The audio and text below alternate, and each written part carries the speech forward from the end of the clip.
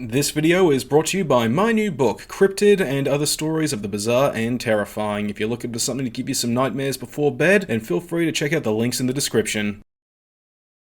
Warning, the following video is presented in spooky vision, so all images will be accompanied by pictures of Lena Dunham.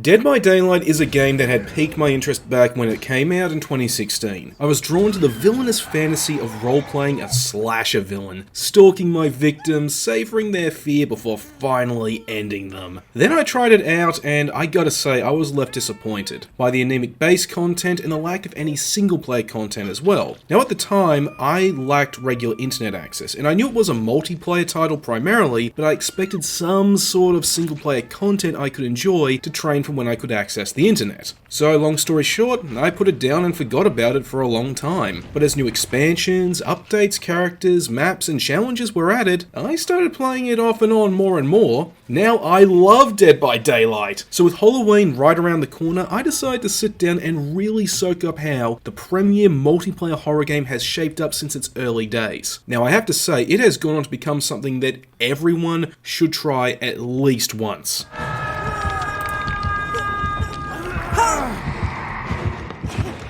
Now, I'll be upfront. Yes, this game is scary, thanks to how unique and well implemented the concepts of 4 players trying to survive against a 5th player acting as a killer stalking them. When you're a survivor, it can get tense and nail-biting as you try to complete your objective of fixing enough generators to open an exit. Teamwork is essential for a quick escape, but if you decide to go it alone and add progress on your own in your own way, that is an equally valid option. Neither makes it any less scary when the ambient sound, the audio cues, and the various other small touches come together to create an absolutely oppressive atmosphere, where the killer could be around any corner waiting to get you.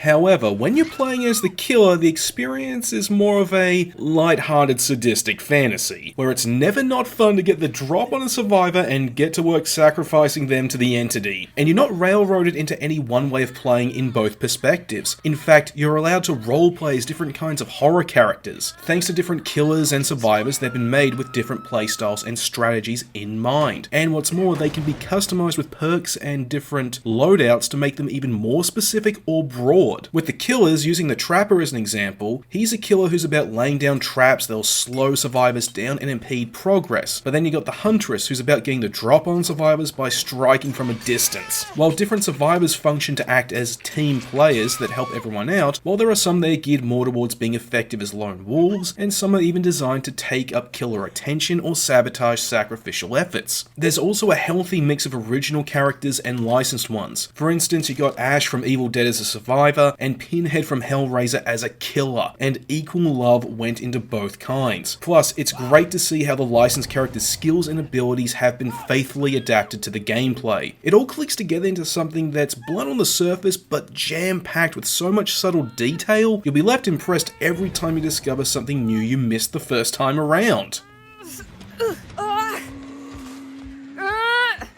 Then there's the Archive. This is a fantastic addition to the game. This is a seasonal list of challenges that encourages the player to not only try out different roles, but specific characters, while incentivizing them to shake up their playstyles, either as a team player, a lone wolf, or a high risk taker. Doing these can help speed up your progress, ranking up and harvesting blood points, which is what you need to level up a character and unlock items to either modify their abilities or influence the map in a game. The best reward for doing these though are nuggets of story. See, despite being not a narrative-heavy game, Dead by Daylight has some fantastic lore, and each character's story is unique and entertaining. So this gives the player a great reason to keep playing and makes me hope that one day Behaviour Interactive will have a go at some kind of single-player addition to Dead by Daylight, so at least to expand upon the story of the overall universe.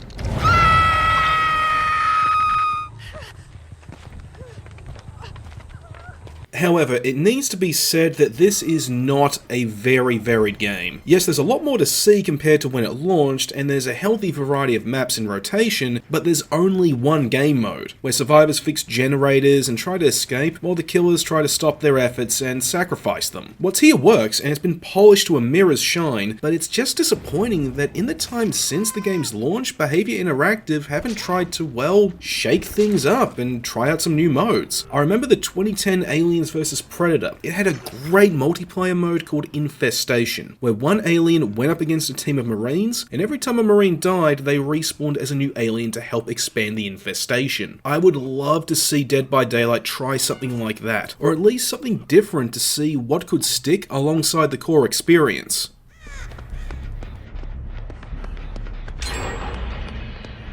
Core experience that can really be hurt if you get stuck with a bad killer, either because they're not good at it, don't know what to do, or go out of their way to not do what they're supposed to do. This can suck the horror out of playing as a survivor and turns the game into a breeze where everyone can just get away. And that's the last thing a horror game needs. Actions from the player sucking out what makes it worth playing. I'll admit, I've been guilty of this myself in the past, either when I first started playing or just when I've had an off session or tried out a killer I'm not familiar with. But it's something I don't go out of my way to do, and something every player will unfortunately have to deal with every once in a while. Beyond that, the only other thing I have to say about Dead by Daylight is the game's progression-tied currency, the iridescent shards. These are used to buy cosmetics as well as unique perks, and are earned by playing the game and ranking up. The problem is that they're just so slow to accumulate. Now this is a nitpick, but it just annoys me how slow the drip feed for these things are, to the point where you're better off getting the paid currency or excels and using them to get the admittedly really good cosmetics. Yeah, the progression currency, it just takes way too long to save up for just about anything.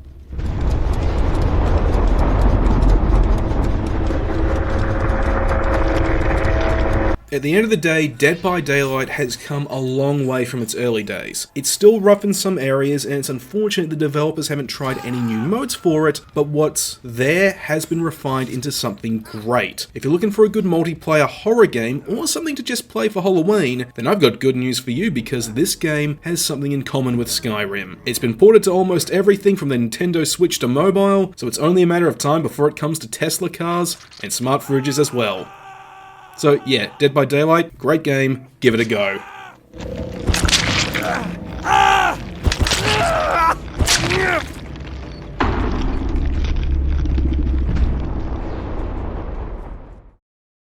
Hey sweet, thanks for checking out this video. I really do appreciate the view, and if you really liked it, then by all means also hit the like and subscribe button. And for the next upcoming game review, I'm planning to take a look at the remaster of Fatal Frame Maiden of Blackwater. I'm really interested in seeing how that's been reshaped after being ported from the Wii U. And as for the movie reviews, well, I've got some good news on that front, if you're a fan of them, because I've actually got some horror movie reviews in the pipeline. Unfortunately, it looks like I'm not going to get them out till after Halloween, but hey, better late than never, they always say. Anyway, I've got all that more coming up, so please stick around.